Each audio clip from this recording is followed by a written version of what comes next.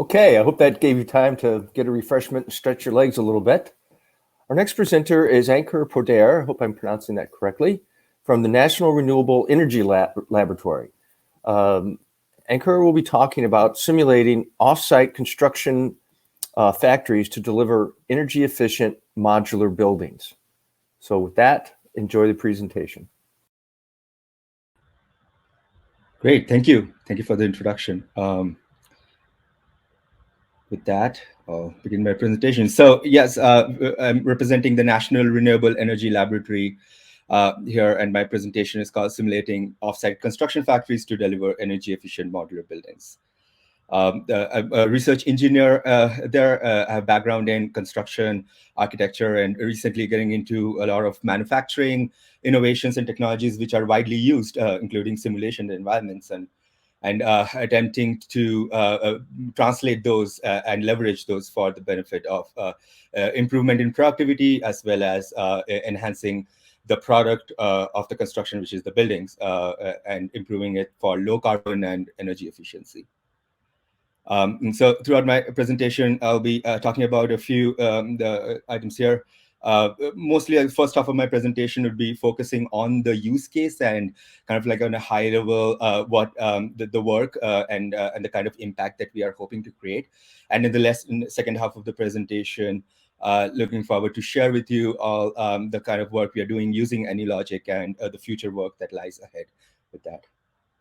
So yeah, starting with the grand challenge, if you may. And so I'll bring this up. I don't know how many, if you have come across this graph to the left, it's comparing manufacturing productivity to construction productivity. And you see how it has remained flat as compared to where manufacturing has grown leaps and bounds. That's definitely a huge challenge of dwindling productivity in construction, followed by the other challenge, I would say, is on the right here, that the buildings as such, if you're not aware of, it's definitely one of the highest carbon dioxide producing industries across the board, right? And also one of the kind of industries or sectors that uses the highest amount of like energy in US. So productivity, energy efficiency, decarbonization, kind of like a position at the intersection of that within research. And so the challenge is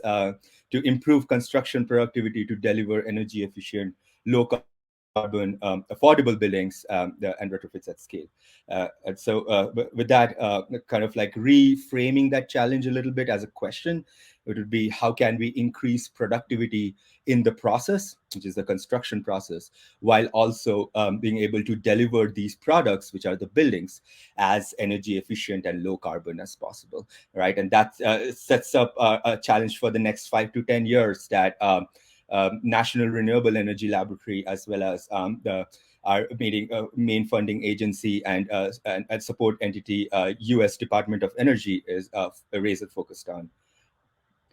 So with that, I'll first introduce on a very high level what U.S. Department of Energy is helping drive here, and they are have put together an initiative called Advanced Building Construction Initiative, under which the work that I'll be presenting today in today's presentation falls under.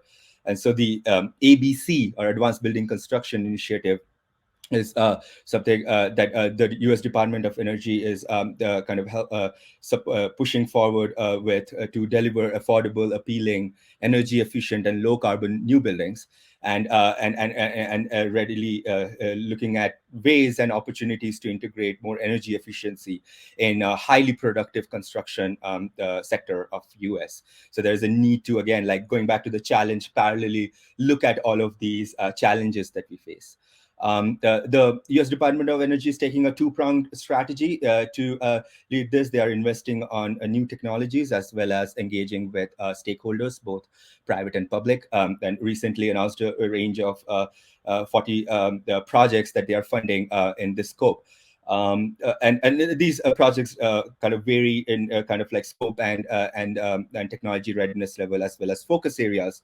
But there are two specific approaches and technologies that I'll be focusing on in this presentation.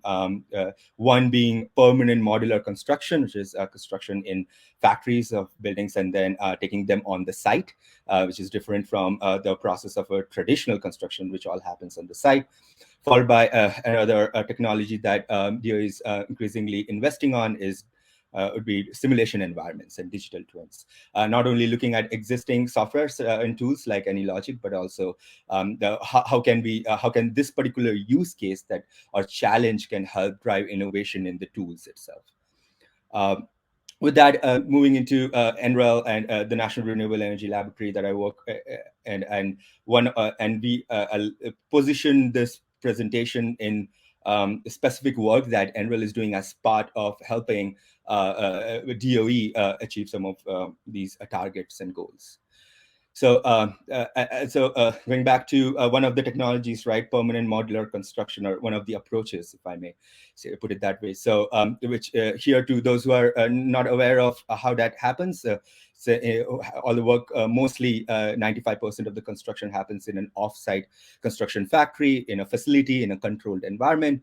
Then these boxes are then trucked and transported to the site where they are dropped, stacked on top of each other on the site, and then and with minimal work on the site, you have your you can then have your full building. I've spoken about the productivity problem, right? And so modular construction has already achieved like up to 40% of faster build rate, and so there is definitely an opportunity of productivity there that we already recognize, and therefore we want to build on top of it. But it's not unclear that if that process itself makes it more energy efficient and leads to more energy efficient or low carbon buildings. And that's the kind of space that the National Renewable Energy Laboratory is interested to do more research on.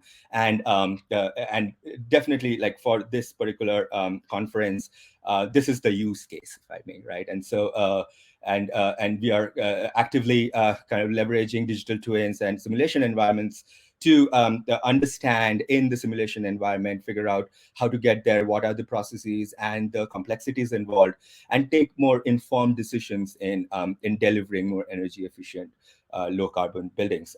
And the decisions are mostly ingrained in the processes of construction that happens in these offsite factories. So with that kind of a good kind of point of departure to start talking about the simulation capability itself. And so on a very high conceptual level, you can see on this graphic, it's about the factory information model, which is a near real-time representation or simulation of an offsite factory, the physical environment that you can see on the left, down to its every process and discrete activity, including all the manual workforce or construction labor work involved. But also you can see like all the machineries or material handling system that's involved. But then also integrating it with the materiality of the product involved as well. And so all of that can then, with our data collection strategy that you can see here, can integrate and lead us to what you can see on the right, which is the digital environment or the factory information model.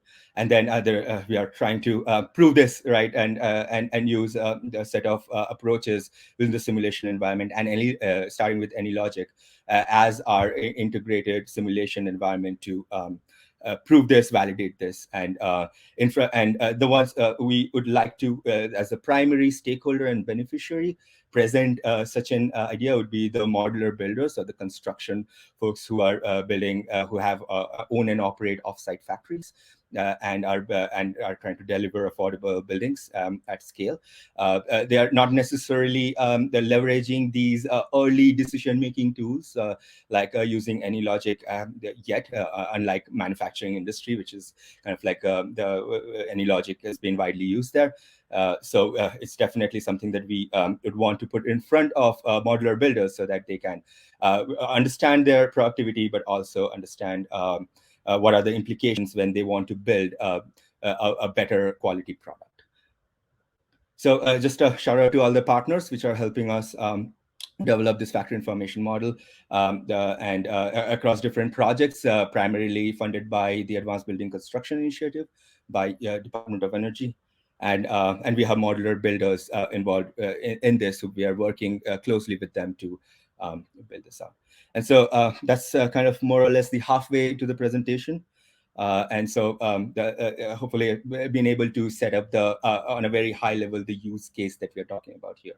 And with that, the rest of the presentation, I'll be exploring and presenting to you what work we have done using AnyLogic for this particular use case, and what where does the next steps lie, and what's the future. So for those who have not got an opportunity to peek inside an off-site construction factory in US, I have a couple of images here to get you kind of a little more familiar with what is going on here. So you see that there are like wall panels, wood framed here, and there are these large material handling systems. And but mostly you can see the manual workforce involved here, right? There is a lot of like construction labor that's still involved, even though it's happening in a facility or inside a controlled environment. It's fairly manual even till date. And so that's something is a takeaway that I would like you all to keep thinking about as we go into deeper into the presentation. Another image here, the people working in an offsite factory and with some large gantries and cranes right here. And so this is another view of a really high bay construction factory, offsite factory here. You have modules stacked up on each other. But again, there's definitely those who are familiar with manufacturing environments, you will be noticing dearth of kind of assembly lines or conveyor belts, or even like robotic arms, right, to move materials or move components here and there. So that's the kind of like the state of the art, the position that we are in now. And so which takes me to the need for AnyLogic, or the capability of AnyLogic, which is multi-method simulation modeling, where I must say that what we recognize as a need is derived from the current state of the offsite factories, which is fairly manual still, and there is a lot of I'd say there is an invisible factory, which we like to talk about a lot in our sector, where it's a lot of manual labor involved, right? So it's very difficult at that point to understand what are the implications of productivity, of labor productivity or cycle time, and understanding downtime, and breaking that downtime down into like, okay, what does that downtime mean, and if you can actually use it for other activities. So that led us to really get into AnyLogic and move away from just discrete event simulation modeling, which fits better with simple assembly lines and conveyors, or things which are more machine-centric factories, which is not the case here. And so move towards something which is more primarily agent-based, where you can simulate actions and interactions of autonomous agents, in this case is construction workers, and really understand the labor productivity.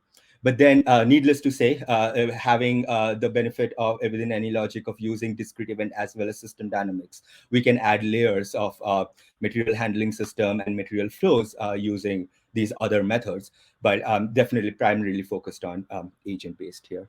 A few videos to show, starting with this one.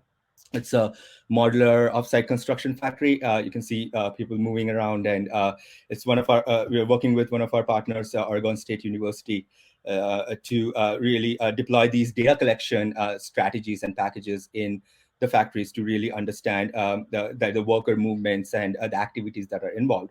Once we have that from the real world offsite factories, AnyLogic allows us to take it to the next step, as inputs to the AnyLogic environment, right? Where we, you can see first kind of like screen capture video here of factory floor. And you can see we have been allocating resources or human resources with those construction labor models that you see there. And we have been kind of in each station, as the work continues, we have been trying to allocate specific worker schedules and movement patterns and downtime and idle time, even like time that they take for lunch, right, in the mid of the day. All of that greatly influences what happens in the factory here. And so a closer look into the process and the model.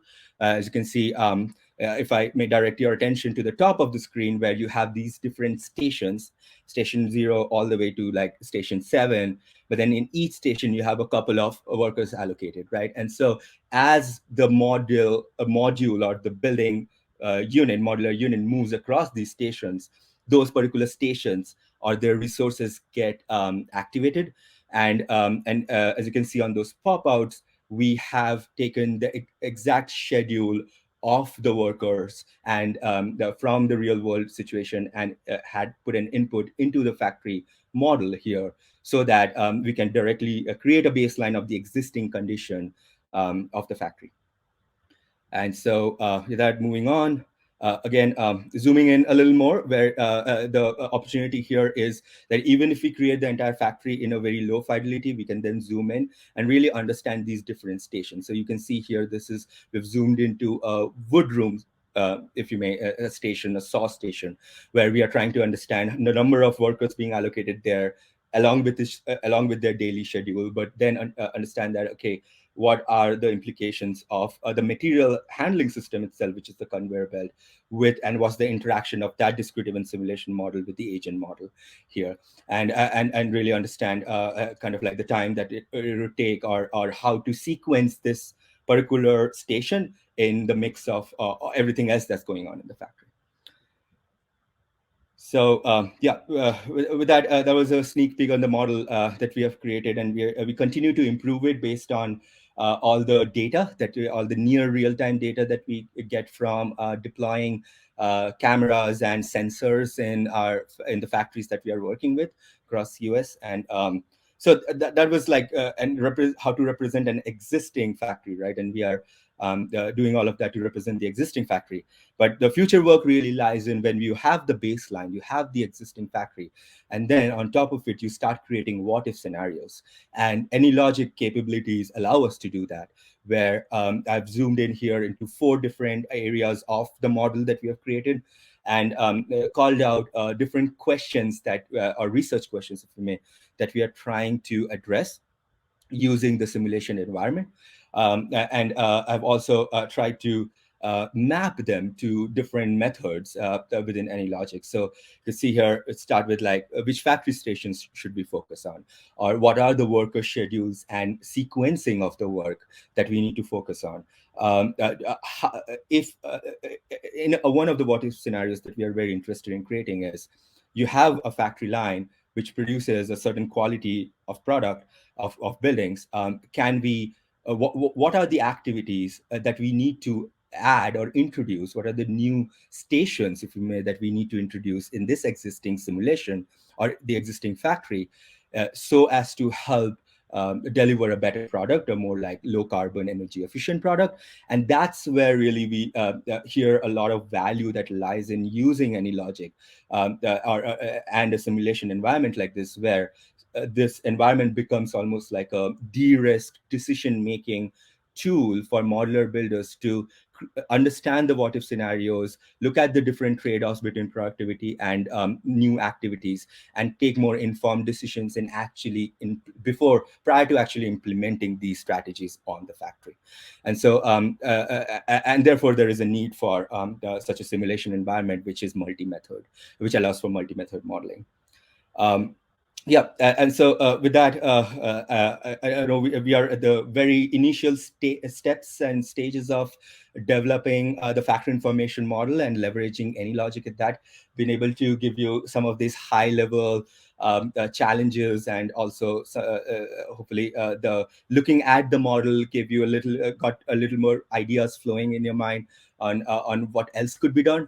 And so there's definitely a need to collaborate here and look into this use case and this challenge, and really understand how experts from the simulation world and using AnyLogic for a long time, who have been looking into some of the other industries and other sectors, whether it's manufacturing, food processing, or kind of even like on a high level, like supply chain, kind of like large macro solutions, how we can bring some of that and try to solve for this particular challenge and use case of off-site construction.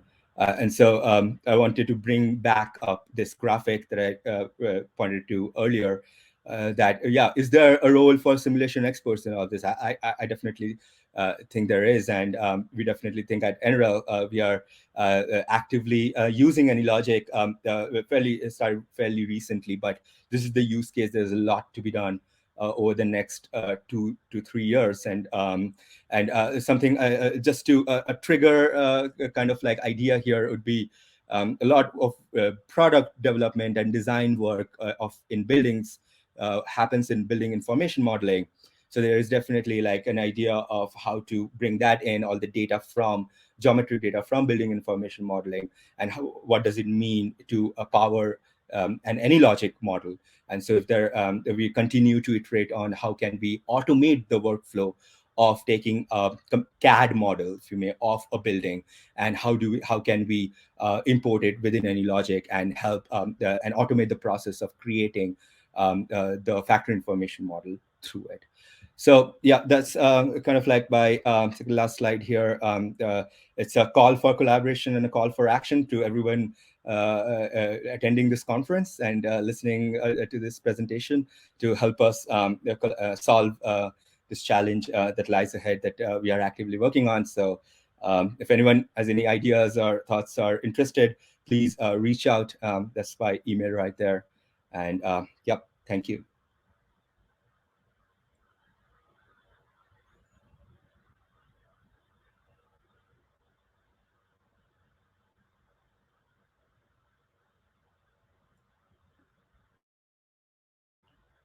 So with that, yeah, I'll be hanging around for any questions that come my way. Thank you.